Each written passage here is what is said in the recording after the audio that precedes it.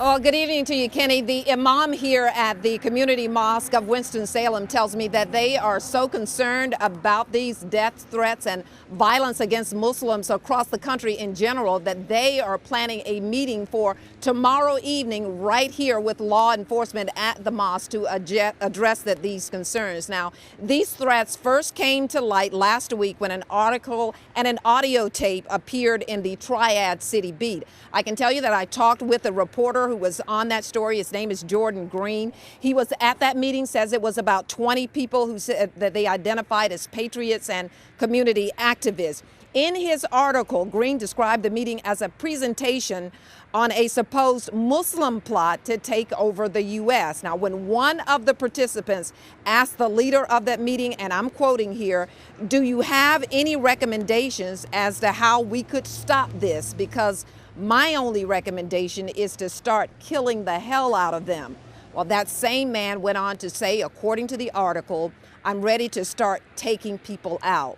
Now, late this afternoon, I did speak with Ibrahim Hooper with CARE. That is the largest Muslim civil rights group in the country. It's based in Washington, D.C., and he confirmed that they are the ones who asked for this state and this federal investigation. Now, he said, and I'm quoting again, "These threats are very difficult to hear.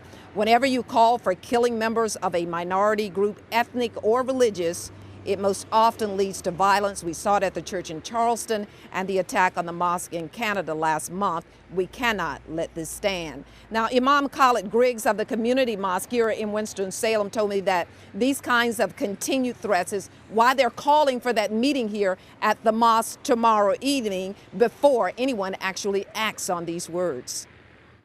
We can't just dismiss persons who espouse those kind of views in public as just being nut jobs and nut cases.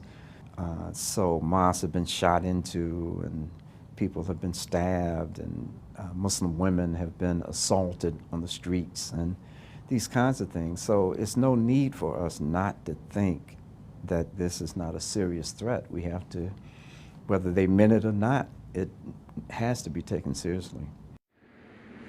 He also told me because of the political climate in the country right now, he believes people are just emboldened to say anything that they want to. That meeting tomorrow at the mosque is set for 5:30 at Community Mosque here in Winston-Salem. Live in Winston-Salem, Margaret Johnson, WXII 12 News.